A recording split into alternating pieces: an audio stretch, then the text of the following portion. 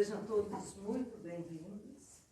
Algumas caras conhecidas, outras que não vemos, ou nunca vimos, ou não nos lembramos. E pedimos desculpas se alguém nos passe desapercebido, mas certamente o mundo espiritual conhece cada um de nós, individualmente, espíritos individuais que somos. E nos reunimos aqui no amor de Jesus, sob os auspícios dos nossos mentores espirituais, esse grupo aqui, com o nosso Eurípides Barçanufo, mas como eu gosto de dizer para Jesus, parece que o Chico sempre está sorrindo para nós, né? Sempre nos vendo, a gente olha, às vezes, poxa, mas o Chico está olhando para mim, né? Por cima, assim, nos chamando a atenção para nos entregarmos ao sentimento de fraternidade e de busca da luz. Então, pedindo a proteção desses amigos espirituais, vamos ao último dia da Semana Espírita, 10ª Semana Espírita de Arroio do Sal. Brevemente, lembrar que há 20 anos, Júlia e eu, os menores talvez, e outras pessoas muito esclarecidas, muito mais esclarecidas do que a gente. Estou sentindo a falta hoje da Dona Clélia. Né? Ontem ela veio, né, do alto dos seus 90 anos, e outros que já não estão mais conosco, né? Já foram para o mundo espiritual, mas certamente terão permissão do mundo espiritual para se fazerem presentes na medida dos seus méritos e da sua consciência já esclarecida, da sua passagem para o mundo espiritual, poderão estar entre nós. E aqueles que hoje não puderam vir, mas que ainda estão neste plano, nosso sentimento enorme de gratidão. Essas pessoas que nos possibilitaram, né, porque a semente na rondinha já estava lançada. Nós chegamos, que se costuma, não é assim, eu não gosto muito disso, quando diz assim, a casa preta lá do Júlio e da Maria. Muitas vezes pensam, onde é a casa do seu Júlio? Mas é que fomos os primeiros que aparecemos, mas a semente já havia sido lançada, né? Por pessoas daqui, que hoje não estão aqui, como eu disse antes, mas que já estavam colocando essa semente. A gente veio e jogou a terra por cima, e ela floresceu, ela brotou, e hoje já temos plantas frondosas, temos 3 casas espíritas, né? Cada uma com seus entes, com suas pessoas, com as pessoas trabalhadoras, né? Tem umas a gente se afina um pouco mais, um pouco menos, mas todas estão no plano de Deus e já estavam lá no mundo espiritual prontinhas para serem ativadas. Só faltavam os trabalhadores. E graças a Deus, aqui em Arroio do Sal, temos muitos trabalhadores, né? Alguns iniciando, outro talvez já vindo do mundo espiritual, já com muitas orientações, né? Então prestemos atenção uns aos outros, né? Agradecendo esses irmãos, que eu não gosto muito de citar nomes, porque a gente se esquece, né? Mas aqueles que nos ajudaram a implantar realmente o portal da luz, Orae Vigia, caminho da luz, né? Esses irmãos sempre trabalhadores, né, Cid? Desde sempre, né? A Sandra e outros, eu disse que não é dizer não. E assim a gente continua. Então, há 20 anos se iniciou esse grupinho aqui da Rondinha, estou falando só da Rondinha agora, nós iniciamos então nos reunimos em grupos só para estudar. E a gente dizia que só iríamos estudar. Mas aí chegaram outros, né, pessoas com mais experiência, como a Gladys, o Silvio, e disseram, não, vocês têm que também dar passe às pessoas. Elas vêm aqui, elas querem passe, tem que atender. Daqui a pouco passamos ao atendimento fraterno. Quando vimos, estávamos nos reunindo também nas mesas, porque era pedido por inspiração e intuição, ou claramente, né, pedido para ser feito a mediúnica, como se diz, e hoje estamos aí. 10ª Semana Espírita, né, que foi evoluindo, mais ou menos na metade, desde a fundação, né, desde a reunião do grupo, e temos a Semana Espírita maravilhosa, apesar da chuva, né, a afluência foi bem grande. E então hoje vamos fazer esse encerramento da nossa irmã Cristiana de Torres, né, da Caminho da Luz também, e também porque nós temos aqui a Caminho da Luz, né?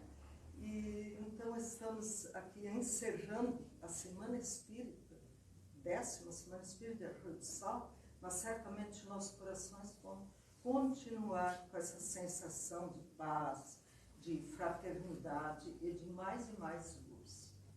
Que assim seja. Assim seja. Tudo contigo.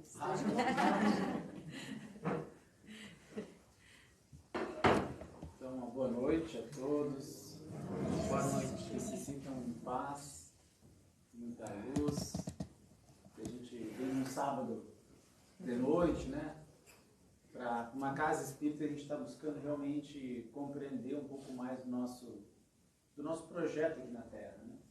Eu vinha na estrada, assim, pensando, meditando sobre como Jesus ele impacta as nossas vidas e a gente tem que ter muita gratidão para fazer as escolhas corretas.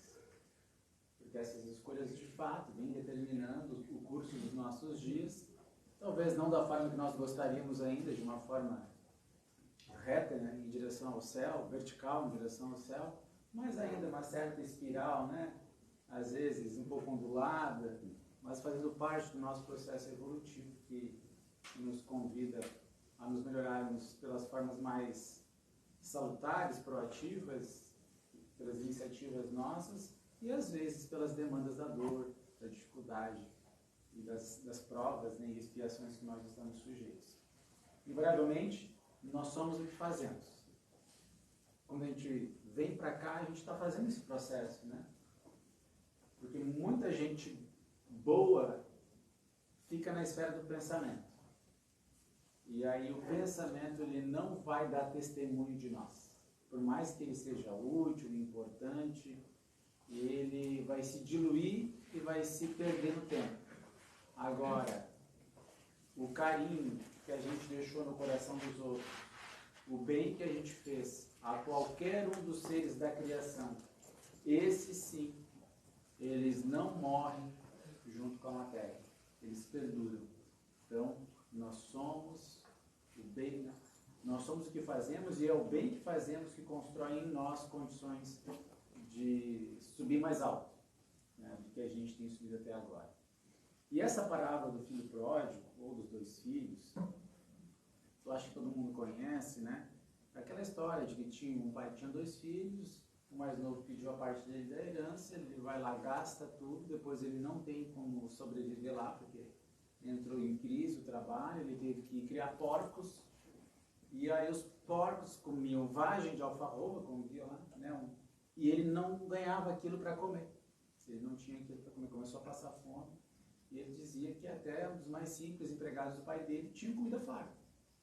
Então ele resolve voltar, pede perdão para o pai, né? E o pai já vai correndo, beija ele, põe o anel, põe, né, o manto, todos os significados dentro da cultura judaica que isso representa. Nós nem temos capacidade de abordar todos esses detalhes, né, simbólicos que estão presentes nessa parábola muito rica, pintada numa das obras mais famosas de Rembrandt, pintor holandês.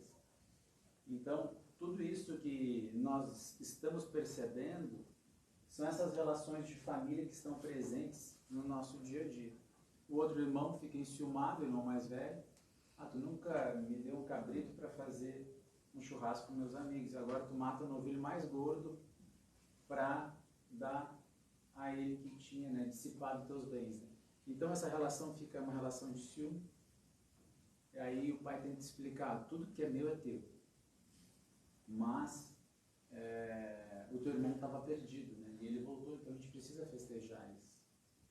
A gente já sabe, né, que há mais festa no céu por um pecador que se arrepende do que 99 justos, né? É a esperança que a gente tem de resgatar aqueles que estão mais retardatários, né, que estão em estado de sofrimento muito mais pungente. Então é natural que se a gente não conseguir agora ter a janta que a gente gostaria, porque a gente teve que levar uma janta para uma pessoa que estava na rua passando fome e a gente não vai ficar mais feliz. Então, é nesse sentido, a ideia de que o pecador, né, atendido, é porque geralmente o estado dele é muito penoso. Então, quando ele toma uma atitude de desenvolver autonomia, capaz de ele sair daquela situação, isso normalmente é festejado no plano espiritual. Porque, na verdade, ele vai se tornar um trabalhador também. Ele vai sair da condição de ajudado para, no futuro, ser um ajudante. Então, essa parábola, além de trazer essa relação de família, ela está muito presente. Acho que ela poderia ser abordada até dentro de uma constelação familiar, né, que é uma técnica terapêutica que está muito famosa nos dias de hoje. E geralmente se aborda a questão do filho pródigo, o filho da ostentação, né? Aquele filho que às vezes gasta o que não tem, vai lá, dilapida um pouco do patrimônio da família. E o outro talvez seja aquele que ele é contido, mas ele também não consegue ser feliz naquela estrutura que o pai fornece tudo, mas ele não consegue também se sentir reconhecido, valorizado. E tem pai que faz isso. Aqui não vamos tratar aqui o pai como Deus, né? Vamos tratar como personagens de uma parábola mesmo. Tem pai que faz isso. Tem um negócio da família muito rentável, né? Muito patrimônio, os filhos 30 anos, 40 anos, e o filho nem salário tem, nem rendimento tem. Porque é tudo dele, mas ele não consegue estruturar a vida, ele não sabe se ele vai ter de condições no mês que vem de fazer a viagem que ele gostaria, se ele vai ter condições de levar a namorada para jantar, ou vice-versa, né? Porque ele se sente dono, gestor e centralizador daquele patrimônio. Não consegue transmitir para a sua família a segurança capaz de eles poderem arbitrar de alguma forma no negócio que eles trabalham. Eles são herdeiros, mas não são donos. E como herdeiros, eles não têm nem a condição do trabalhador, às vezes, assalariado. Então, a nossa relação aqui, de observar essa relação familiar, é como as pessoas estão se sentindo. Como é que as pessoas se sentem na nossa família? Será que a gente não tem que dizer para as pessoas que a gente está convivendo, eu gosto dessa forma que tu me trata, isso me deixa feliz? Que legal que tu falou isso, fiquei feliz. Ou, eu não gosto da forma que tu me trata. Eu trato meus filhos de forma tudo igual, mas tem um filho mais sensível, tem um filho mais alegre, tem um filho mais deprimido, tem um filho que compreende melhor as coisas, tem aquele que não compreende melhor as coisas. E esses dias eu vi uma pessoa questionar, e eu até fiquei meio assim com ela, até acho que ela não trouxe bem a verdade, mas ela queria dizer o seguinte, que não é só fazer aos outros aquilo que a gente gostaria que nos fosse feito. E ela fala assim que, como psicóloga, é tratar os outros como eles gostariam de ser tratados. Eu acho que a primeira está contida, a segunda está contida na primeira. Porque quando você conhece o outro, você é assertivo na forma de abordar as demandas dele. Isso não deixa de ser, assim, também uma ideia de alteridade, né? De que quando nós temos certa demanda, estou com dor de cabeça, por favor, não aumentem demais o volume, não é uma demanda nossa, então se alguém consegue se colocar no nosso lugar, desenvolver uma empatia, nós vamos conseguir equalizar melhor os nossos pensamentos para a gente ter uma relação mais harmoniosa naquele momento. Então, a necessidade da gente se colocar no lugar do outro, da gente perceber o outro dentro de uma relação familiar é importante. Porque também o pai, quando dá tudo para o filho, ele se perde. Quando segura tudo, o outro fica chateado. Olha como é difícil, né? O equilíbrio de estruturar uma relação.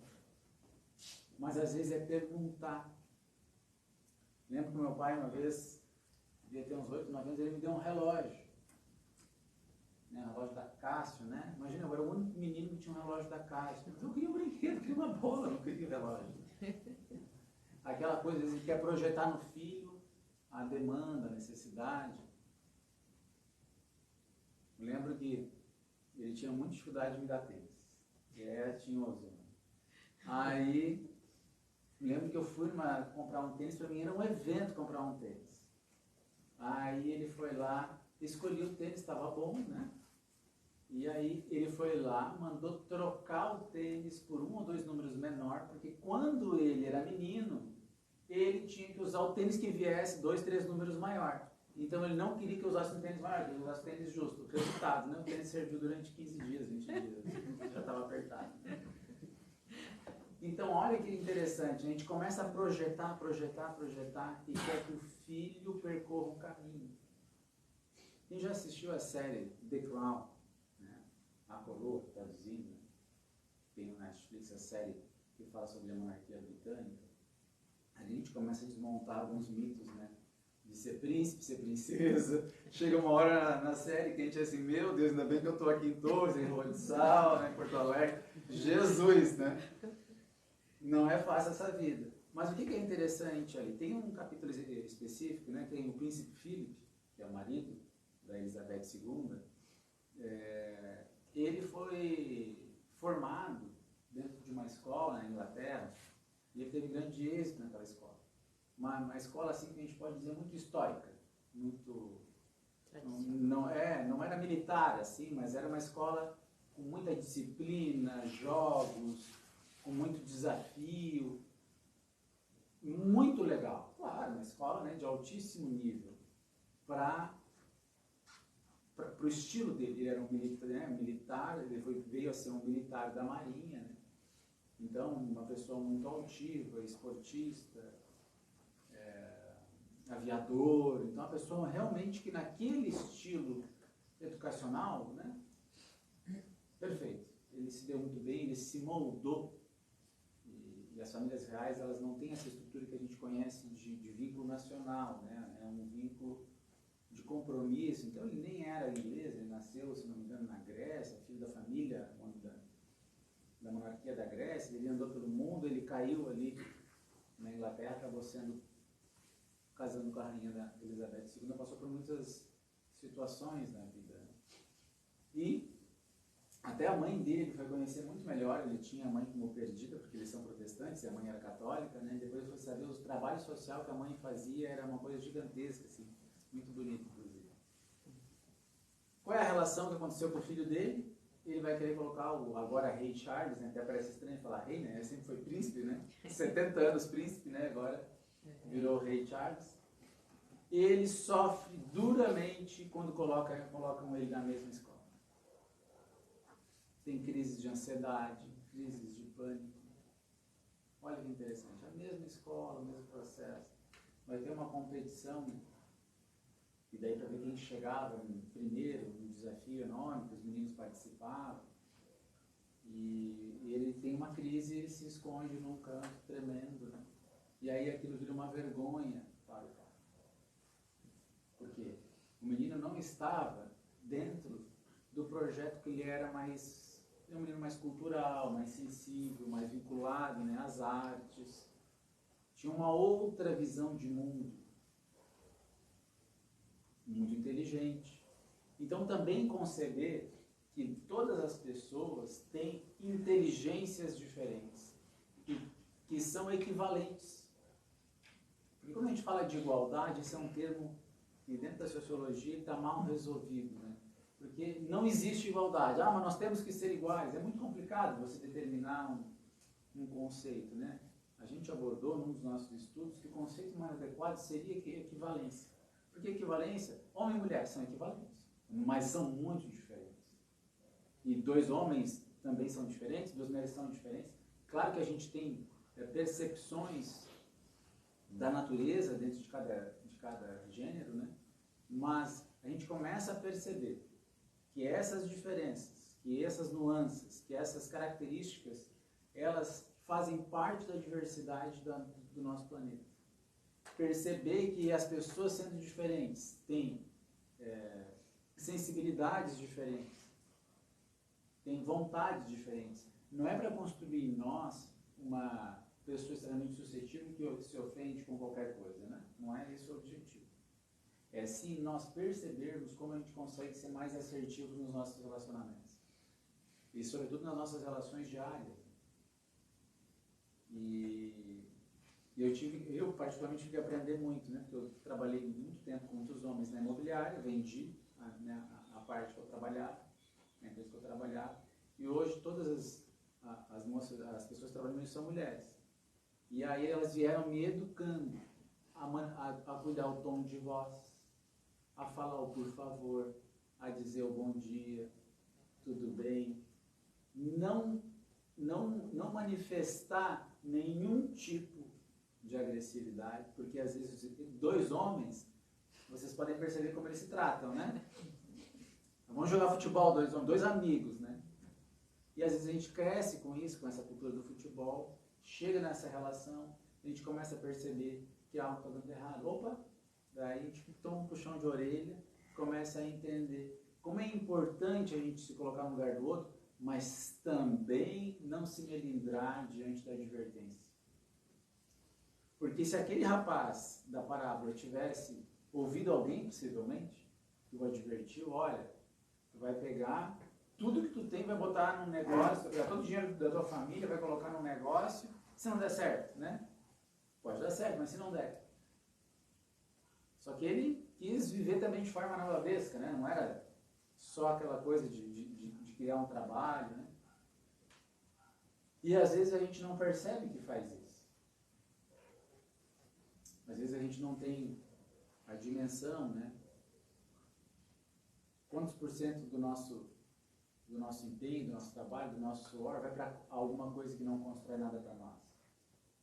Ah, não, mas isso aqui para mim é muito pouco perto do que eu consigo produzir. Ah, tudo bem.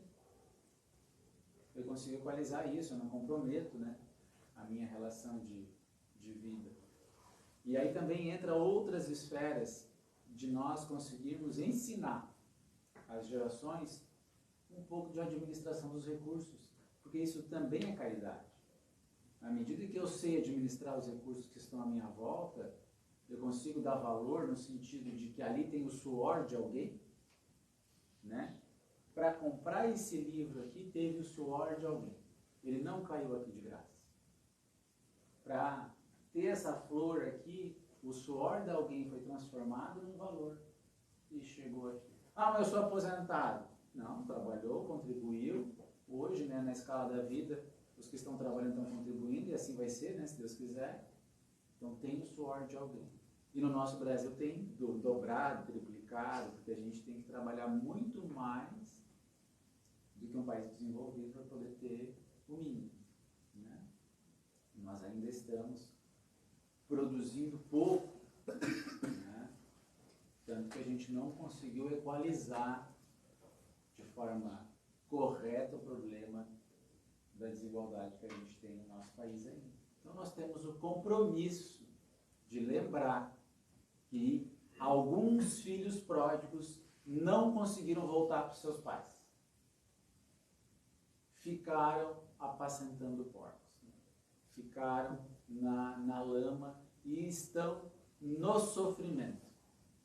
E que cabe a nós fazermos a nossa parte, lembrando que nós somos o que fazemos. E se nós somos o que fazemos, nós não temos mais nenhuma desculpa, não importa a idade da que nós estamos agora, para não nos mobilizarmos em prol dos nossos irmãos necessitados. Seja numa escala de uma vez por mês, uma vez por semana, uma vez por dia, por que não? Né? Lá em Niterói, lá no Grupo Espírita da Fé e Esperança, tive lá uma oportunidade, né? Esse centro espírita foi presidido pela Helenir Meireles, mãe do Laércio Meireles, que é presidente da Casa Caminho da Luz de Torres. E lá eles fazem um trabalho que começa às 6 horas da manhã para atender os andarilhos e as pessoas que não conseguiram ter uma refeição no dia anterior. Então eles abrem, preparam uma sopa muito melhor do que aquelas que a gente faz em casa, porque é muito ingrediente, é muito bem feito. Pega um pão dormido de alguma padaria que doa, aquele pãozinho que a gente mesmo come de um dia para o outro, né? É servido lá e eles entram, tomam banho, recebem uma muda de roupa limpa, a roupa que eles deixaram, se for, né, viável, é lavada nas máquinas de lavar roupa lá. Eles tomam banho, vêm para o café, 10 minutos de palestra e eles estão liberados, 8h30 da manhã eles estão liberados. Não chega a dar isso. Os trabalhadores que estavam ali, os colaboradores, os voluntários, né, da Casa Espírita que estavam ali, saem para o seu trabalho, e assim outro dia outra escala, e assim sucessivamente. E achei muito legal, né, como a gente consegue perceber que as coisas são possíveis. É só formar uma escala. Aqui em Torres, lembro que a Edna, que é da nossa Casa Espírita também, quando ela entrou na prefeitura, ela conseguiu mobilizar 5 equipes. Almoço comunitário todos os dias. 5 equipes. Dá o que pode. É 20 pratos, é 30, é 50, dá o que pode. Né? Não tem isso, outro doa aquilo. Gente, as pessoas da comunidade foram se envolvendo, e aquilo durou um bom tempo. Aí tinha um subsídio da prefeitura, se não me engano, de algumas coisas, né? Aí, por uma questão lá, acabou não tendo mais e acabou o trabalho, veio pandemia, mas foi possível fazer. Se nós pensássemos só na comida dos restaurantes que vai fora, que pode ser doada, existe um mito que não pode, né? Quanta comida boa vai fora dos bufês todos os dias, né? A gente não consegue se organizar para poder fazer um trabalho e levar um pouco desse alimento para ser aproveitado. Tem lei desde 2020 para isso. É só pegar a comida lá e fazer o trabalho. Tem outros trabalhos ainda na Casa do Pão. Amanhã, por exemplo, 9 horas da manhã, um trabalho de mais de 30 anos. Vai ter um lanche, vai ter uma palestra para as senhoras. De tarde vai ter uma sopa distribuída a 150 pessoas. Ali todos, quem quiser conhecer, 1h, 3, 4 da tarde, vai estar lá sendo distribuído. É um pouquinho, é muito pouco. Mas faz diferença. Quando a gente trabalha lá na distribuição das pessoas que doam, né, os alimentos, uma vez por sábado, um sábado por mês, lá no Caminho da Luz, em média 130 pessoas pegam os kits de alimentos. Sabe que horas chega o primeiro? 11 horas do dia anterior. 11 horas da noite. A distribuição começa às 9. Meia-noite, 2, 3, os primeiros 10, 20, 30 primeiros. Então, a gente tem uma dimensão do que é isso? Chegar a sair de casa agora, não, um pouquinho mais, né? Para ficar parado na frente, numa região que tem que ter um certo cuidado. Parado para receber um kit de alimento, gente. Se somar o que tem ali, não sei se chega a R$50, R$60. Essa é a nossa realidade. 28% da população de Torres é pobre, segundo os dados do IBGE. Então, assim, a gente não percebe, né? E o Evangelho, segundo o Espiritismo, ele vai nos dizer que a gente tem que procurar aquele que está sofrendo em silêncio. Porque a gente tem que trazer os filhos pródigos de outras encarnações para estar um pouco mais perto de nós. Evidente que boa parte dessas pessoas já está em desequilíbrio psicológico, já está em grau de sofrimento psíquico avançado. Então não vamos conseguir ter uma relação pessoal com muitos deles de uma forma natural. Nem todos vão ser possíveis isso, né? Às vezes a gente vai ter que pôr limite, sim. Mas muitas vezes nós vamos ter um amigo e uma amiga para sempre. Aquilo que eu falava, né? Nosso patrimônio real é o que a gente constrói e deixa no coração dos outros. Porque o que garante que nós vamos chegar no plano espiritual num lugar melhor? Sempre quando eu falo de caridade, assim, para mim, não sei se porque eu tenho tanto tempo lidando com números, né? Mas é uma questão matemática. Cada pessoa que nós auxiliamos, cada bicho que nós auxiliamos, tem um protetor. E esse protetor nos é grato, independente da pessoa ter sido ou não. Então, na medida que nós auxiliamos uma pessoa em qualquer lugar, na escola, na rua, no ônibus, onde for, nós recebemos desse anjo da guarda, dessa pessoa, o afeto, o carinho e a gratidão. Então, se ao longo da vida nós temos atitudes constantes, generosas, solidárias, nós estruturamos em nós o amparo de centenas de benfeitores espirituais, que vão nos curando, nos auxiliando, nos protegendo e, sobretudo, dando testemunho das nossas boas ações diante da vida e de outros benfeitores maiores. Né? Ao chegar no plano espiritual, nós temos pavimentada pelos laços da amizade um caminho mais seguro para a gente alavancar. E o que é legal nisso? Né? A gente não precisa contar para ninguém. Porque Deus está vendo. Esses trabalhos que eu contei aqui, todos eles têm o propósito de serem disseminados. Né? Todos eles são feitos por pessoas comuns, iguais a nós. Eu fui conhecer, uma vez que eu fui a São Paulo, fui conhecer a Casa da Prece. E na Casa da Prece, um centro espírita, gente, talvez, do ponto de vista da construção, aqui, uns 2,5 desse centro espírita, 3, talvez, não, aqui uma casa, não vou dizer pequena, aconchegante, né? Mas seria um pouquinho mais comprido, um pouquinho mais largo, assim, mas não é muita coisa. Talvez o tamanho do Caminho da Luz, para quem conhece. Aí lá atende, algumas vezes por mês, um médico espiritual, Dr. Hans Miller, e lá são feitos trabalhos de cura. Por essa razão a gente foi lá. E aí, para minha surpresa, comecei a ver panelas, assim, acho que, eu nunca tinha visto panela tão grande, mas eu acho que a panela de 50 litros, talvez, é muito grande. Né? E aí era feijão, era arroz, era carne moída, era massa.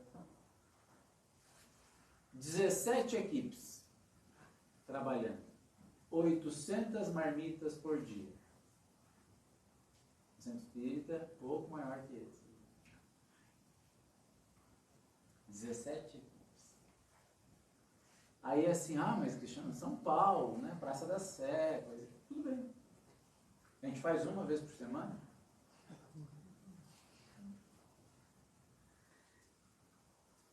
E assim, gente, outro mito. Porque se eu começar, eu não posso mais parar, e agora não sei quanto tempo eu vou conseguir fazer. Ainda bem que Deus não pensa assim pra gente, né? Imagina assim, não sei se eu vou conseguir chover amanhã, então talvez até segunda-feira já pare a chuva, então não vou mandar mais chuva, não vou mandar mais sol, porque a gente nem sabe se a gente vai estar vivo daqui 10 dias, quer dizer, se a gente tem que manter um trabalho para sempre. Se hoje a gente pode, a gente faz hoje, a gente faz amanhã. Não deu, esse trabalho não deu. E assim, quando a gente vai vivendo, né, a experiência de estar na casa espírita, a gente começa a perceber. Um tempo a gente ficava na evangelização, outro tempo mais na assistência, outro tempo... Chegou uma hora que eu tinha enjoado de cada trabalho. Aí o último que eu ficava era falando com as mães lá na casa do pão. E era muito divertido, né? Porque as mães são senhoras bastante sofridas na sua maioria, num bairro bastante violento. E viram muita coisa, passaram muito trabalho.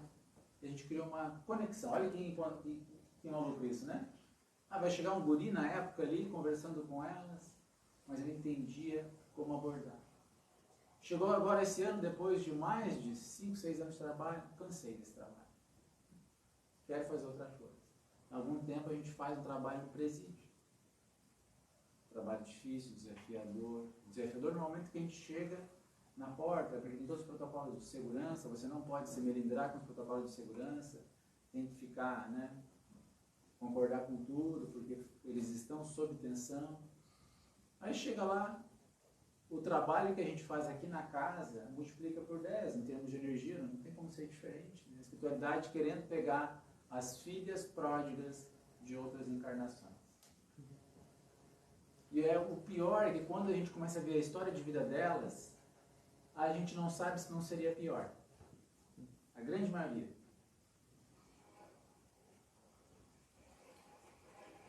Falta às vezes ensinar para as meninas, né, que o malandrinho dá problema, que o malandrinho parece legal, mas não é. De que a menina, né, quando ela está crescendo, diz, sabe aquele maconheiro, drogado? Tu corre. Porque quase todas que estão lá por causa dos seus maridos. dos seus namorados. Se envolveram nas práticas ilícitas deles e elas acabaram. Então, para a gente poder perceber que Deus tem disponibilizado material e serviço abundante para que a gente possa evoluir. Existem irmãos nossos sofrendo, mas muitas vezes nós estamos nos comportando como o irmão mais velho, com ciúme, mais preocupado no prazer que nos falta, vivendo na nossa falta, do que na necessidade do nosso irmão, que é de fato o caminho da nossa felicidade. Né? Se aquele irmão tivesse morrido, ele ficaria feliz? Não ficaria.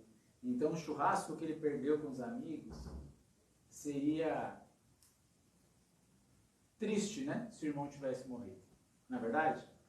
Morreu o irmão, vamos fazer um churrasco. Não tem mais clima, né? É porque o irmão está vivo que ele sente necessidade de celebrar com seus amigos. Então, não tem como nós vivenciarmos só uma coisa ou só outra também. Tentar achar o equilíbrio que nos aproxima dos nossos, de casa, que é a grande tarefa talvez da nossa encarnação, né? Lidar com aquelas pessoas da nossa casa, com diferenças às vezes muito amplificadas. Alguns de nós reencarnamos de paraquedas numa família, não tem isso? Jesus olha para um lado, olha para o outro, e vocês são tudo malucos, né? Só eu sou certo, né? Brincadeira, né? Eles pensam mesmo, né, da gente, com certeza.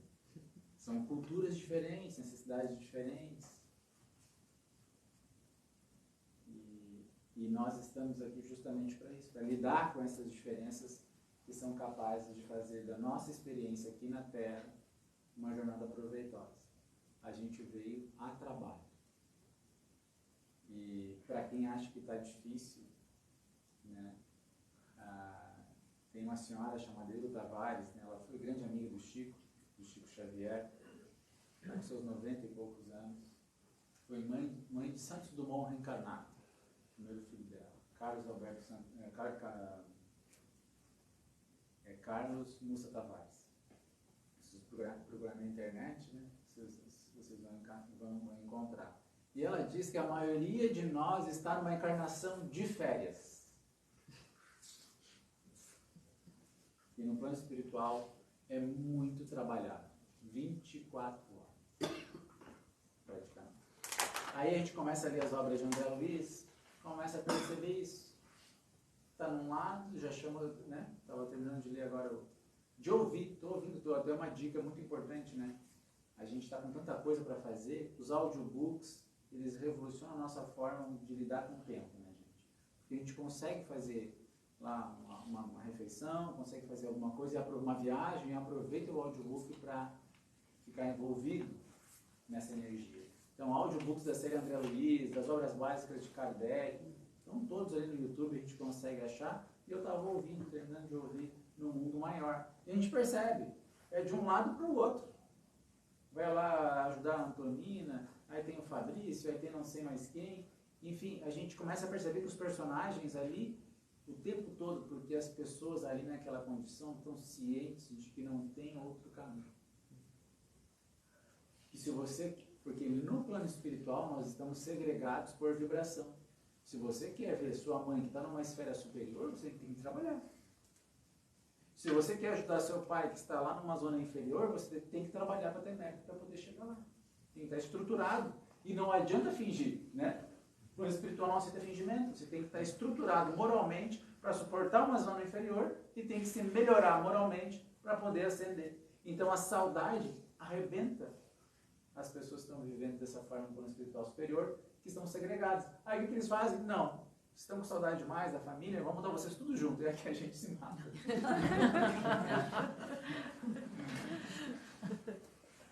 Aí não dá, né, gente? Como diz aquela coisa, se decide, né? Então, para a gente aproveitar isso, e eu percebo assim, não sei vocês, mas eu percebo que eu perco muitas oportunidades. Então, quando a gente vem falar para nós. A gente perde muitas oportunidades, né, de fazer a diferença, de ser melhor. Mas o que é importante, né? É a gente fazer aquela evolução que eu falei lá no começo. A evolução espiral, a evolução um pouco ondulada, aquela evolução que ela não se abala com as quedas que a gente tem, a gente se levanta, retoma, recomeça, e assim a gente continua crescendo, se ajudando, porque se a gente não fizer esse movimento, a gente vai achar que um é bengala para todos. Não é verdade. Nós somos, de alguma forma, pilares uns para os outros.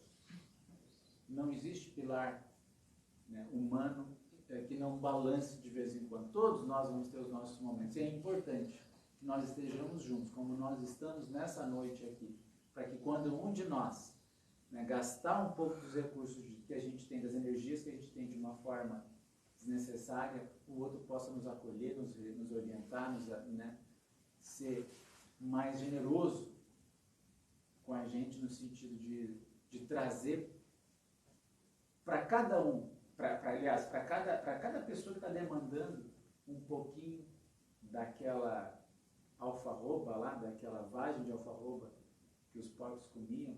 Às vezes a gente pode achar que é até uma ofensa.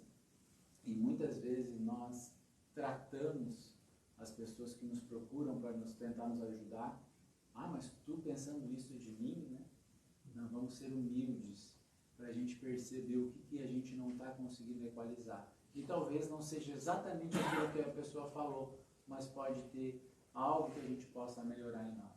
E aí a gente ficar dentro da família, não se afastar dela, seja da família do bem, seja da família espírita, seja da família da nossa casa, né, da nossa consanguinidade.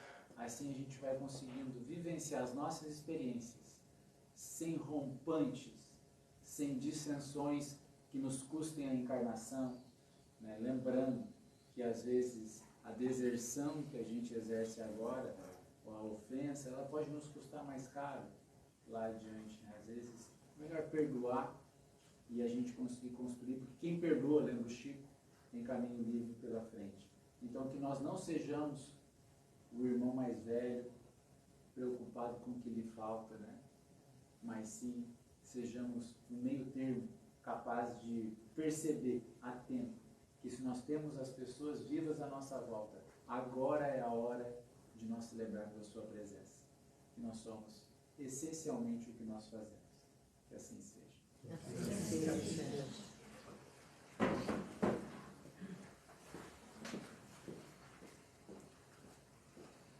Ó, meu irmão, as 3 casas te oferecem por gratidão por sua presença e por esse momento também, em gratidão que a gente tem de estarmos juntos neste momento. Tá? Então agradecemos a espiritualidade, a presença de vocês, por mais esse encerramento da Semana Espírita, que foi uma chuva de bênçãos.